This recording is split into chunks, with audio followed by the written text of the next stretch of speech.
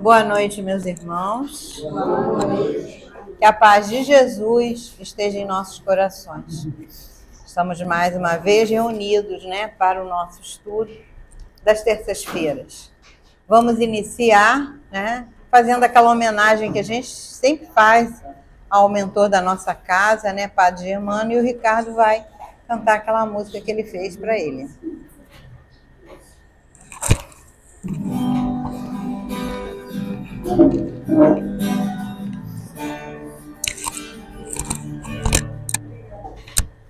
Padre Germano, olhai por nós, dai-nos a bênção do Senhor.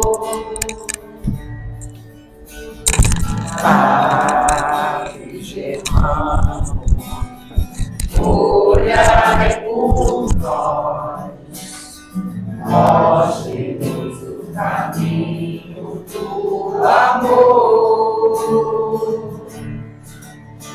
Espírito simples, mas superior,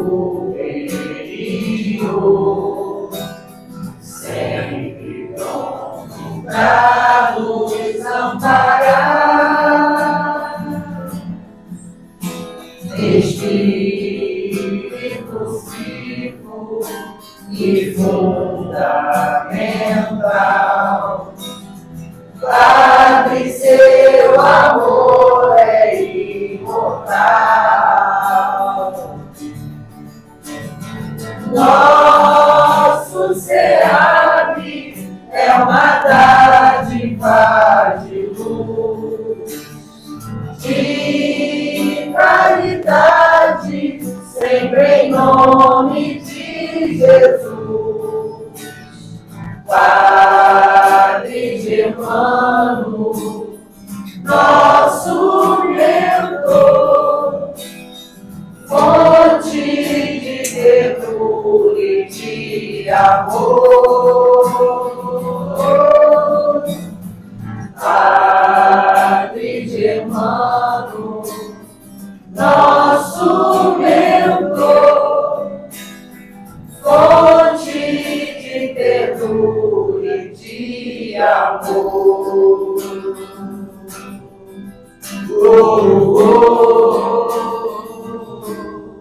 Amor. Obrigada, Ricardo. Vamos fazer uma página de abertura. O livro foi pego ao acaso e aberto ao acaso. Vamos ver o que deu.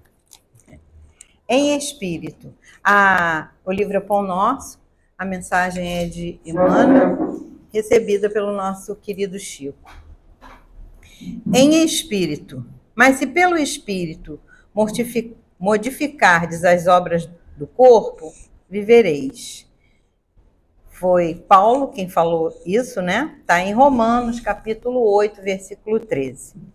Quem vive segundo as leis sublimes do espírito, respira em esfera diferente do próprio campo material em que ainda pousa os pés.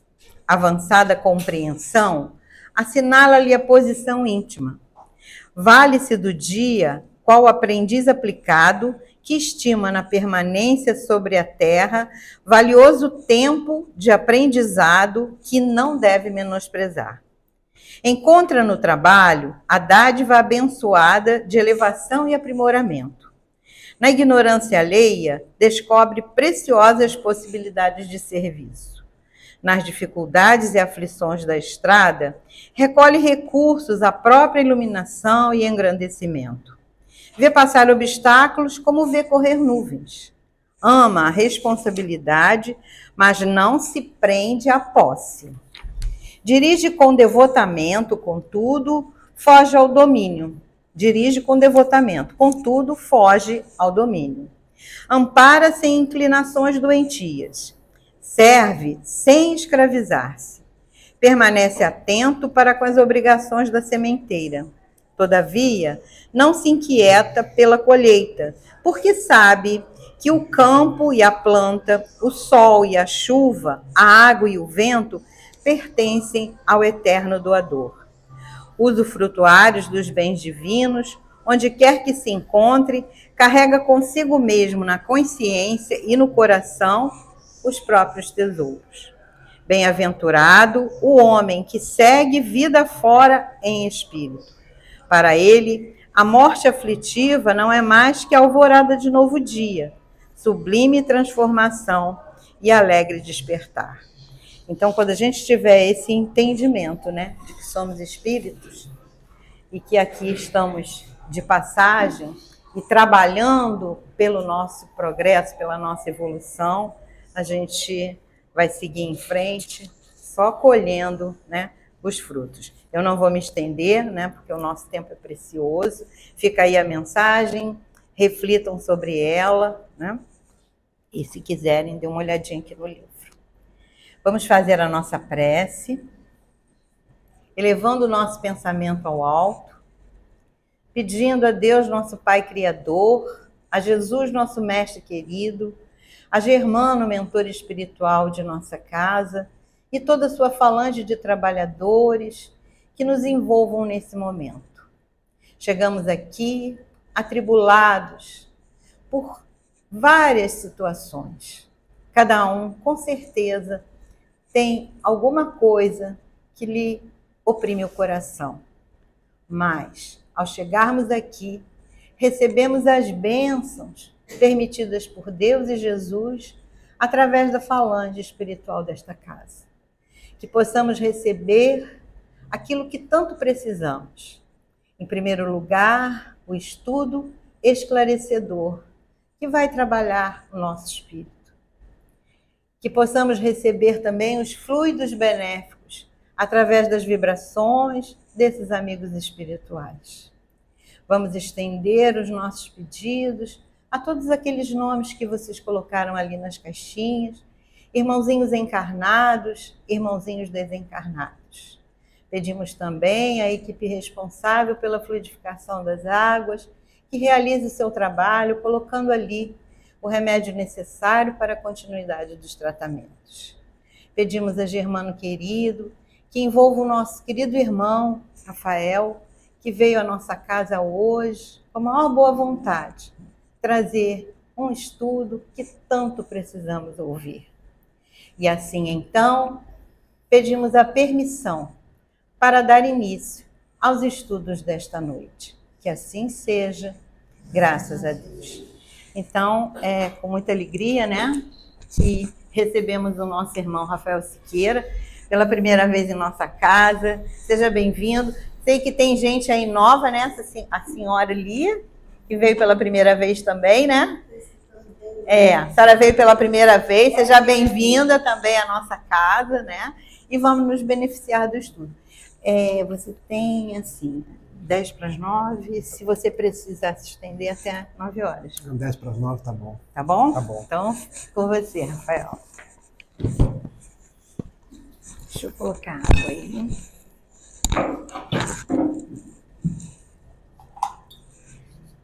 Minhas queridas amigas, meus queridos amigos, muito boa noite. Boa noite. A todos eu formulo votos de paz, de bem, pedindo a Jesus e aos amigos espirituais possam nos abençoar a todos e nos manter em paz. Quero agradecer o convite por estar nessa casa por primeira vez. Tive a oportunidade de conhecer esses dois amigos quando estivemos lá no Grupo Humberto de Campos. Foi-me formulado um convite quase que num desafio. Você vai à nossa casa espírita? E a nossa resposta: onde estiver Jesus, lá nós estaremos. Então é com muita alegria que nós estamos aqui hoje para falar do Mestre. Porque um dia uma criança me parou, olhou-me nos meus olhos a sorrir. Caneta, papel na sua mão, tarefa escolar para cumprir. E perguntou-me no meio de um sorriso o que é preciso para ser feliz. Amar como Jesus amou. Andar como Jesus andou. Pensar como Jesus pensou. Viver como Jesus viveu. Sorrir como Jesus sorria. Sentir como Jesus sentia. E ao chegar ao final do dia eu sei que eu morreria muito mais feliz. Essa é uma canção do Padre Zezinho. Eu, até os meus 18 anos de idade, eu era católico. E eu escutava muito o Padre Zezinho. E o padre da minha paróquia em Itapiruna, ele falou assim, eu acho que você tem pendor para entrar no seminário. E eu fiquei com a perna dentro, outra perna fora. Graças a Gabriele, que hoje é a minha esposa, e a Clara, minha filhota, eu estou aqui com vocês. Mas trago essa lembrança amorosa dos dias da igreja, dos dias em que eu escutava o Padre Zezinho, que nessa canção traça para cada um de nós o rumo da felicidade. Andar como Jesus andou. Amar como Jesus amou, viver como Jesus viveu. Pensar da mesma forma que Jesus pensava, sorrir porque Jesus sorria, sentir como ele sentia quando estava com os pescadores, com as mulheres. Sentir o que Jesus sentia quando estava com os rancenianos, os homens simples do caminho, e até mesmo sentir o que Jesus sentia quando foi crucificado. Porque nem ali ele reclamou, pelo contrário, ele disse, Pai, perdoa-os, eles não sabem o que fazem. E termina o Padre Zezinho dizendo, porque assim nós morreríamos muito mais felizes. Em verdade, ninguém vai morrer, né, gente? Nós vamos desencarnar. Mas o símbolo do Padre Zezinho é, se nós fizermos igual a Jesus, nós teremos e seremos felizes. É bem certo que nós ainda não conseguimos agir à semelhança de Jesus. Mas nós temos um mestre. Nós temos um guia para os nossos passos. E cada dia de nossas vidas nós podemos nos esforçar para copiar Jesus. Porque eu tenho a impressão de que o Padre Zezinho leu o Livro dos Espíritos. O que você acha? Com certeza. Porque quando a gente abre a questão 625 do Livro dos Espíritos, Kardec indaga aos imortais.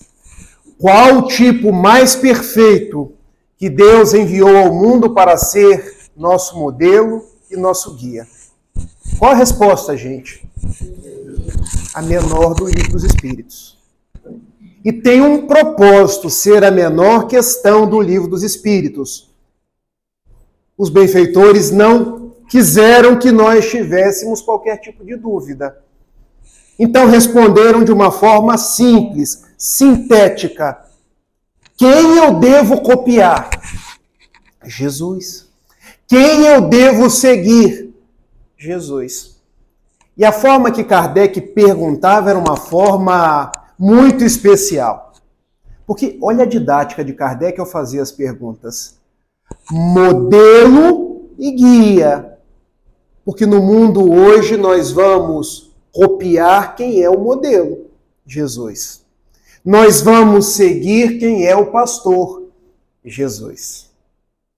E na noite de hoje, nós queremos conversar com vocês sobre a forma que Jesus usava para conversar com as pessoas.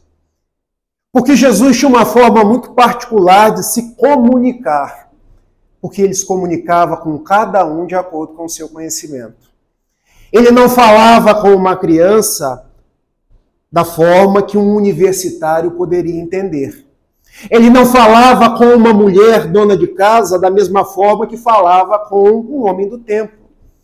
Ele não falava naquele primeiro século da mesma forma que falaria se estivesse nos dias de hoje. Jesus era um professor e um psicólogo por experiência, por natureza, alguém que tinha toda a mestria para se comunicar. E ele escolheu uma forma de comunicação muito especial, as parábolas. O que são as parábolas? Para responder de uma forma bem simples para vocês, são histórias. Alguém aqui se lembra das histórias que mamãe contava? Quando a gente não conseguia dormir. Mamãe, estou com medo, na minha época era da cuca. Hoje, se eu falar em Cuca, as pessoas vão rir de mim, porque ninguém nem lembra mais da Emília, não é? Da Cuca. Como chamava aquele grandão que tinha na... Visconde Sabugosa? Professor Sabugosa. É, Visconde de Sabugosa. E eu me lembrei do nome dele porque outro dia eu descobri que uma pessoa no banco falou: você parece com o Visconde de Sabugosa. E eu pensei, a gente tem que extrair o aspecto positivo de cada coisa que as pessoas falam. Porque é interessante. Se ela lembrou do Visconde de Sabugosa é porque ela ouviu ou leu Monteiro Lobato. Não se preocupem com o que as pessoas falem com vocês. Mantenham alegria, mantenham serenidade. E eu virei para ela: você acha? Sim. Aí eu falei: eu adoro o Visconde de Sabugosa. Podemos ser amigos? Não se aveste não, diz ela para mim, é que o senhor é muito alto. Sem problema, estamos em casa. Então, na minha época, eu tinha medo da Cuca. Vocês lembram da Cuca? Os mais novos ali estão olhando para mim. Quem é Cuca? Era um jacaré. Um jacaré que falava com a voz estridente. E quando apagava as luzes do quarto, eu corria para o quarto de minha mãe, porque eu não conseguia dormir. O que foi, meu filho? Estou com medo da Cuca. Meu filho, a Cuca é só na televisão. E quando não era a Cuca, era o bicho-papão. Ou qualquer outras coisas do imaginário infantil. E como é que a nossa mãe acalmava a gente? Contava histórias. Como é que nossos avós falavam com a gente? Contava história. Porque adianta uma mãe chegar para um filho e dizer assim: meu filho, sente aí, raciocine.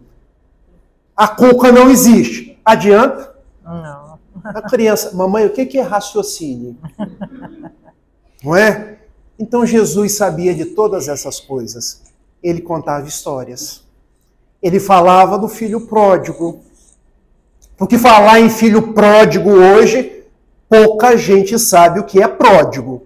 Mas na época, filho pródigo era alguém que gastava demais.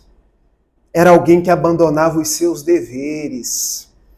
Era alguém que desperdiçava oportunidades. Aí as pessoas entendiam. Jesus falava do bom samaritano. Bom samaritano nos dias atuais. Mas todo mundo na época sabia que o samaritano era o inimigo.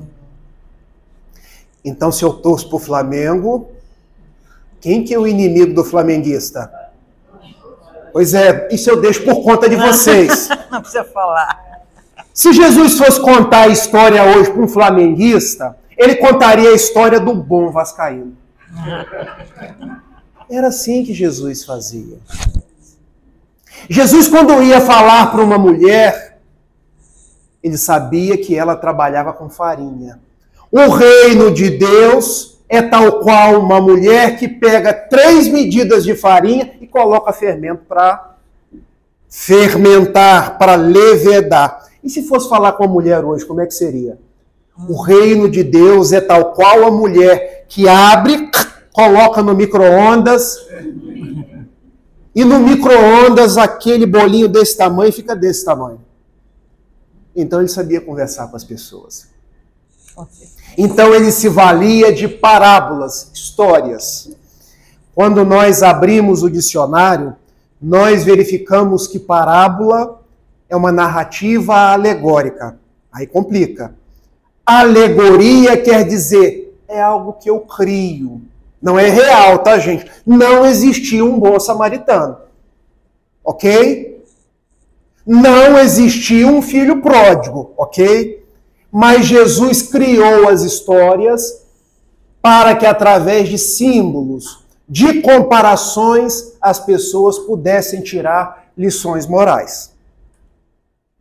Sabe quando a gente vai contar uma história e a pessoa no final pergunta assim: qual a moral da história? Qual a moral? E aquele que não entende não ri. Aí quem está contando fica todo sem graça, não é assim? Mas com Jesus falando, todo mundo compreendia a moral da história. Porque Jesus, invariavelmente, nas suas histórias, trazia um conteúdo de natureza moral. Se eu viesse falar para vocês hoje de amor, substantivo abstrato, algo que aproxima as pessoas, algo intangível, mas que provoca uma força interna. Vocês entenderam? É difícil, né? Porque ficou muito descritivo. Agora, se eu venho falar de amor e conto uma história de uma mãe que deu a vida pelo seu filho ou pela sua filha, aí vocês entendem o amor, não entendem?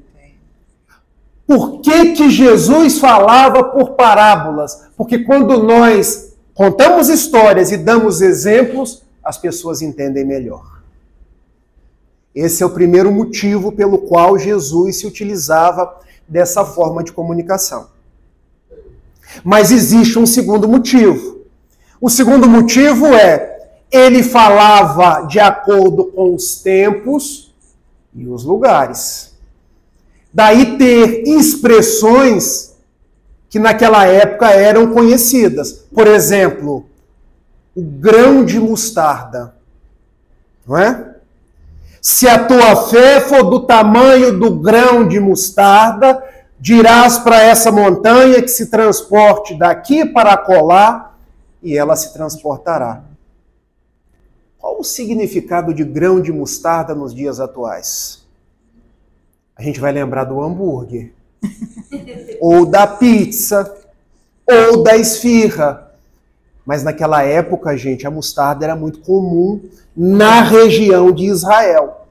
A menor das sementes que gerava a maior das árvores. Porque hoje a gente acha que mostarda, e agora eu estou falando com as donas de casa, aquela folha que você salpica, joga na frigideira e aquilo fica uma beleza de gostoso. Não é essa mostarda. Quando a gente lê Torres Pastorino, numa obra chamada Sabedoria do Evangelho, nós nos damos conta que a mostarda tem o tamanhozinho de uma semente de painço. Painço vocês conhecem, né? Que dá para o passarinho. E vira uma árvore de 3 metros de altura, típica da beira do lago de Genezaré. Então Jesus estava dizendo, se a sua fé for do tamanhozinho de um grão de painço, você moverá montanhas. As pessoas entendiam. Se fosse dizer hoje, diria de uma forma diferente.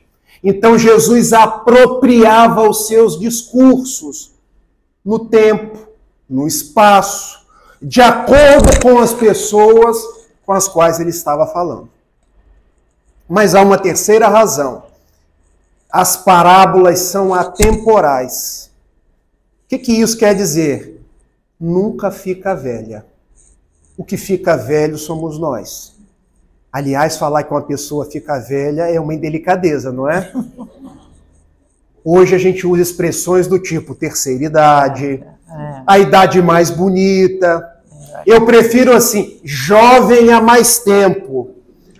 Eu, por exemplo, sou jovem há 44 anos. Mas a minha esposa diz que eu tenho no máximo 25. O amor tem dessas coisas, gente. Mas o fato é que as parábolas nunca ficam fora de época, démodé. Porque o nosso jeito de falar vai ficando, vai caindo em desuso. Por exemplo, se daqui a 100 anos eu chegar para você, olha, eu tenho que descascar um abacaxi hoje, porque eu tô com um pepino enorme lá no meu trabalho. Será que as pessoas vão entender? Daqui a 100 anos? Eu vou contar algo para vocês aqui. Há 20 anos atrás, quando eu morava em Itapiruna, passava uma moça bonita na rua. A gente dizia assim, que avião. Vocês conhecem essa expressão? E quando passava um homem bonito, as moças diziam assim, que pão. Os jovens há mais tempo estão olhando para mim, ele tem mais de 44 anos. Ele está enganando ali na frente. Gente, as expressões, elas ficam fora de moda, porque hoje, quando se vai falar que uma mulher é bonita, eu já nem sei mais o que se diz. Que um homem é bonito, eu já nem sei mais, porque já trocou tanto. Mas as parábolas de Jesus nunca ficam ultrapassadas. Porque 2000 anos depois, 2024 anos, se a gente consertar o calendário, dá até um pouquinho mais. A gente estuda as mesmas parábolas. O filho pródigo, o bom samaritano, o semeador. E a gente percebe que Jesus falava com mestria. Por isso o benfeitor Emmanuel, no livro O Consolador, ele dizia que as parábolas de Jesus são tal qual uma semente, que se atira ao solo, a semente gera a árvore, as folhas e os frutos. As parábolas nunca ficam ultrapassadas. Quanto mais a gente cresce em espírito e verdade, a gente olha para a mesma parábola e vê coisas diferentes. Se aprofunda mais. É por isso que eu pego a Bíblia hoje, aqui o Novo Testamento, e leio, entendi de um jeito. Daqui a 10 anos eu leio. É a mesma Bíblia? Eu é que mudei. Na próxima encarnação eu pego, mas é isso que está escrito aqui? É. Nós vamos crescendo e vendo nas mesmas parábolas coisas diferentes. Mas a parábola é a mesma. Então, hoje o que a gente vê nas parábolas de Jesus é fruto do nosso crescimento. Porque a gente vem caminhando num contínuo.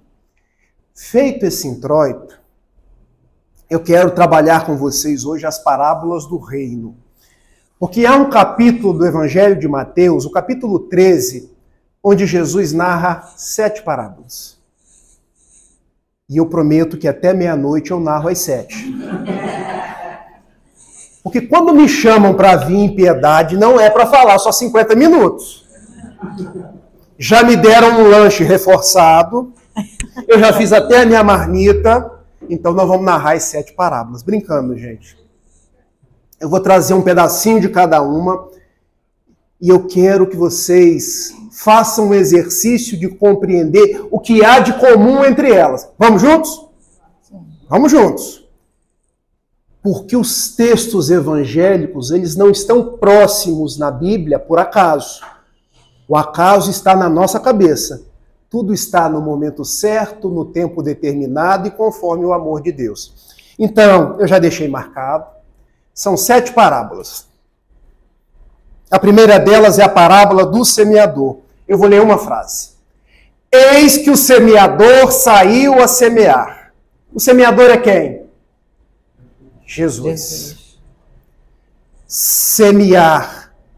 Quando eu semeio sementes. Aonde?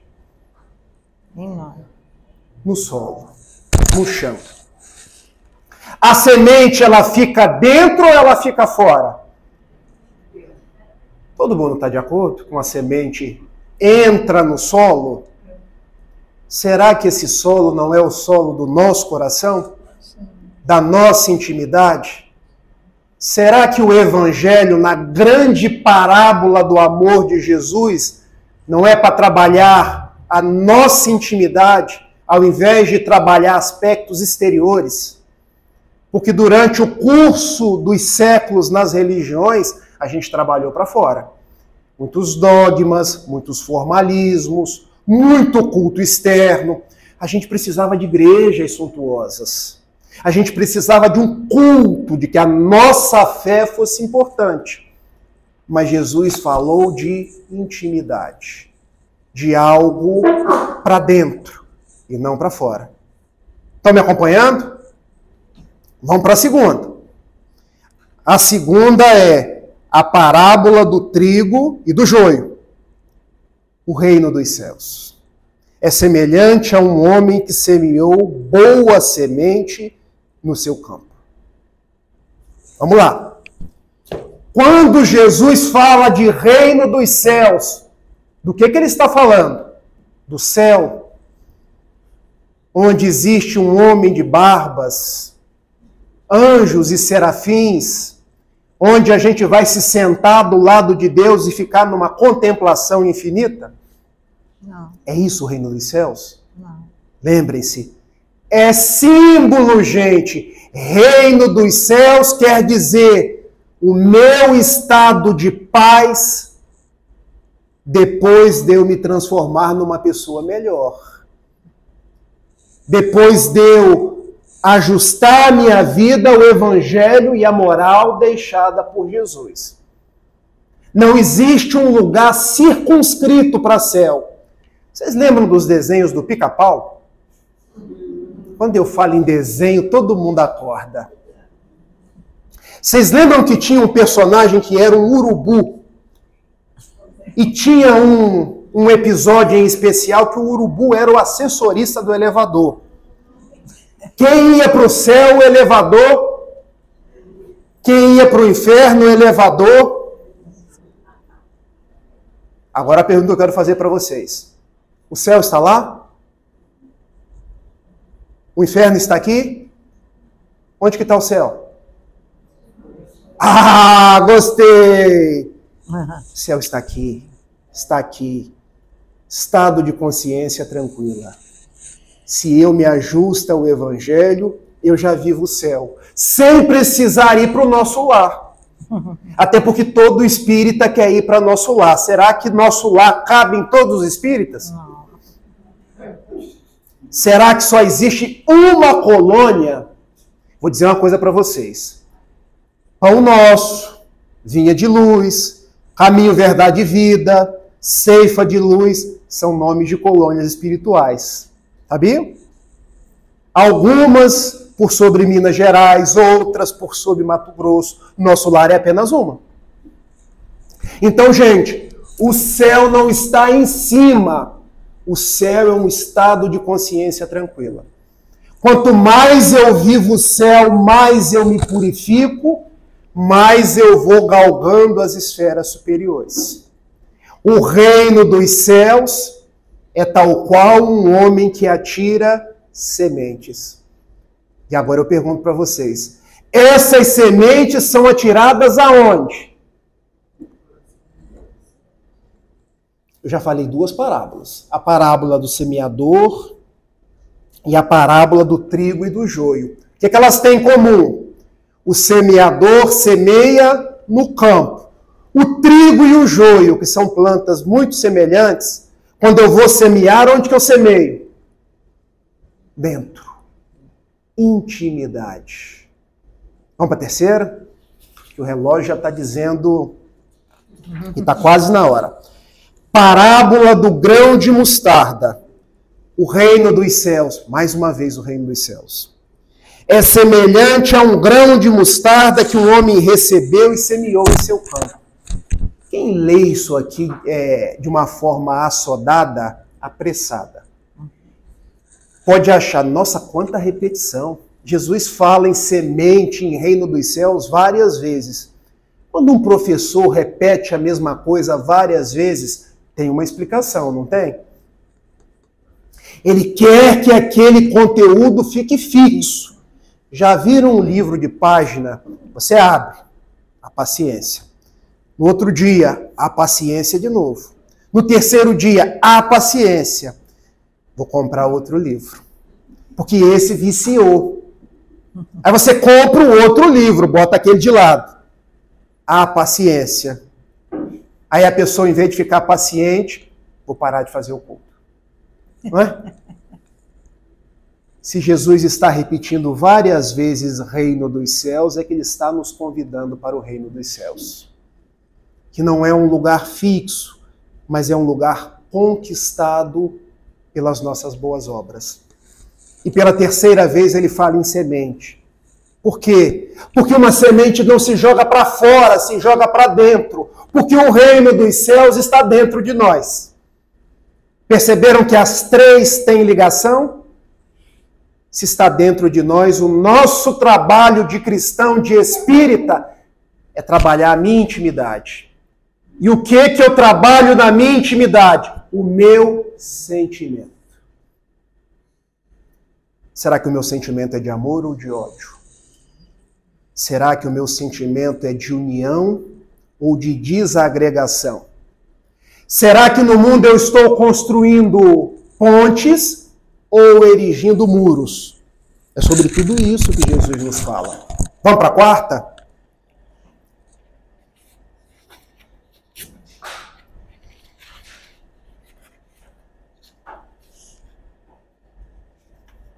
Parábola do fermento.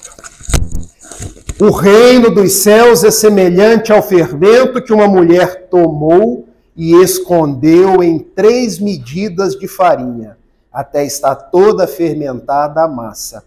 Agora ele mudou um pouco. Porque agora ele continua falando do reino dos céus, mas ele traz pela primeira vez o fermento e 3 medidas de farinha. E olha que interessante, ele diz que a mulher escondeu. E a pergunta que eu falo para vocês: eu vou fazer uma broa. E olha que eu já soube fazer broa, hein, gente?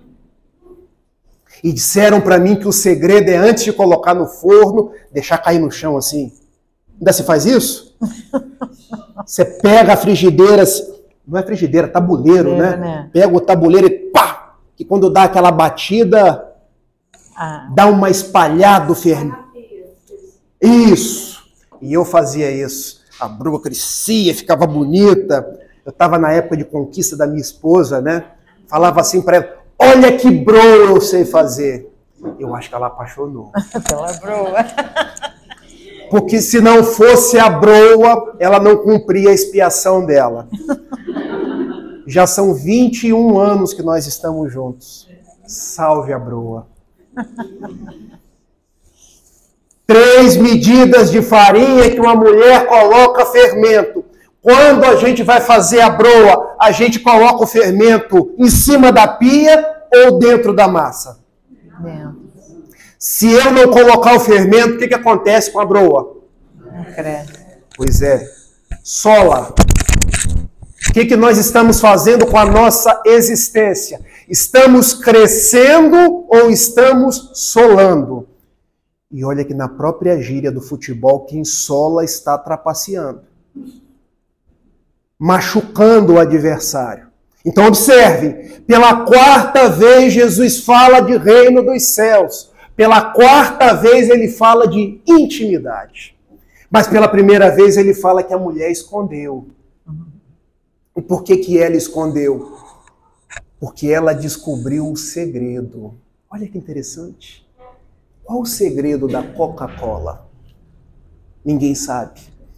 Mas Jesus não escondeu o segredo do Evangelho, porque ele trouxe o Evangelho e nos deu a conhecer. Ele só pediu: tenhais ouvidos para ouvir e compreendei, não com sinais exteriores, com fórmulas, mas entendei na intimidade do coração. Porque eu sou o fermento que propicia que as vossas vidas possam crescer. Compreenderam? Vamos para a 5ª? Está acabando, gente. A 5ª das 7 parábolas. Parábola do tesouro. O reino dos céus. Quanta repetição, mais uma vez. Está errado isso aqui, não está? Não. Uma vez eu estava em Uberlândia e perguntaram assim para o Geraldo Campete: você acha que o livro dos Espíritos está ultrapassado? E ele, de uma forma muito espirituosa, respondeu: às vezes, o que fica ultrapassado é a nossa ignorância. Tudo que está aqui foi o que Jesus quis que nós entendêssemos.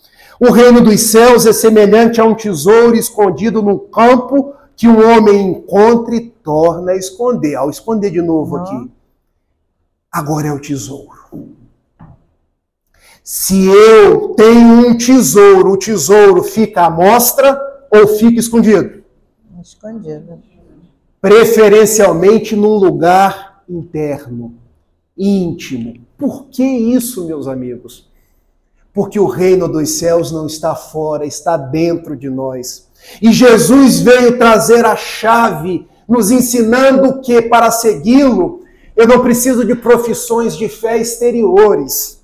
Eu não preciso conhecer toda a Bíblia de cor. É bom que eu conheça. Eu não preciso saber todas as questões do livro dos Espíritos. Eu tenho que viver esse tesouro. Eu tenho que a cada dia da minha vida procurar ser uma pessoa melhor. E para isso eu tenho que entrar na minha intimidade. Vamos para a sexta? Sexta. O reino dos céus é tal qual um homem negociante que procura pérolas. Encontrando uma pérola muito preciosa, partiu e vendeu tudo quanto possuía e a comprou. Alguém aqui já viu uma pérola? De onde vem a pérola? De dentro ou de fora? Pois é. Vocês sabiam que a pérola nasce da dor da ostra? Porque entra um grãozinho de areia, alguma coisa dentro da ostra, do sofrimento ela faz uma pérola. O bom negociante, ele encontra uma pérola. Fica com aquela pérola. Mais uma vez, Jesus fala da nossa intimidade. Fala da pérola que é o Evangelho. E fala desse encontro nosso com Ele. Até chegarmos na última das parábolas do reino. Quando Ele nos coloca. Parábola da rede. O reino dos céus é semelhante a uma rede lançada ao mar, que recolheu todo o gênero de peixe. Alguém aqui já lançou uma tarrafa? Ou um molinete? Estou falando com um pescador profissional aqui, né? Porque eu, quando pescava, eu alimentava o peixe. Porque tudo que eu pegava era vento. Mas o peixe fica dentro do lago ou fora do lago? Dentro. Olha que interessante. 7 parábolas vêm dizer para nós que Jesus veio anunciar o reino dos céus. E que esse reino dos céus não está fora, nas igrejas, nos templos, nas fórmulas, nas profissões de fé, nas ladainhas, porque foi ele mesmo que disse: esse povo ainda me honra com os lábios, mas mantém o coração longe de mim.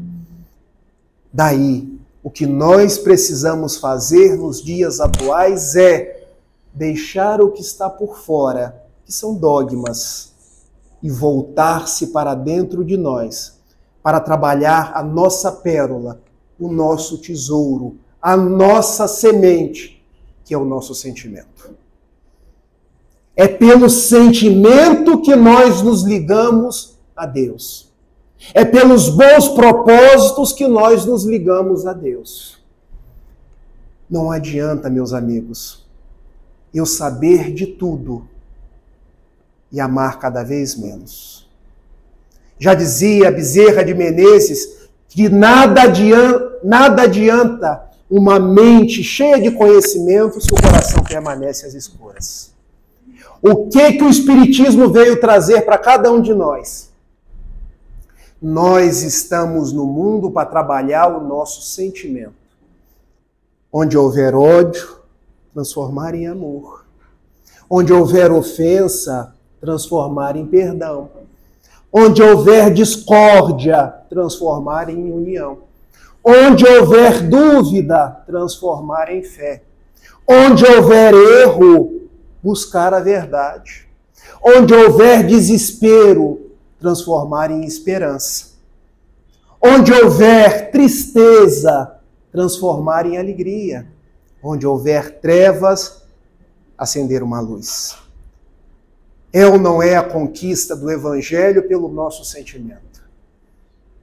E daí nós entendemos por que Chico era iluminado. Porque ele amava. Porque desde todos os tempos ele trabalhou com o sentimento. Daí nós entendemos por que Bezerra de Menezes era o médico dos pobres. Porque ele amava.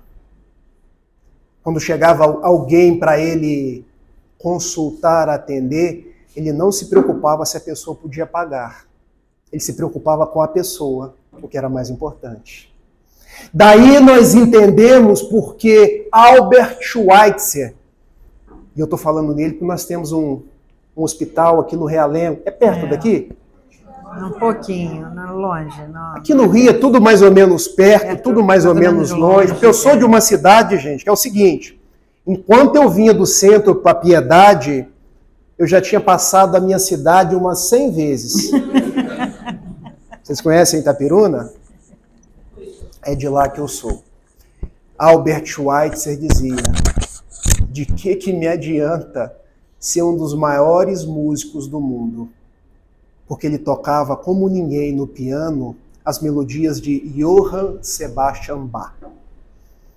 De que me adianta ser alguém laureado pela fortuna, se eu não trabalhei o meu sentimento? Ele com mais de 30 anos, mais de 30 anos naquela época, a pessoa já estava se preparando para jogar dama.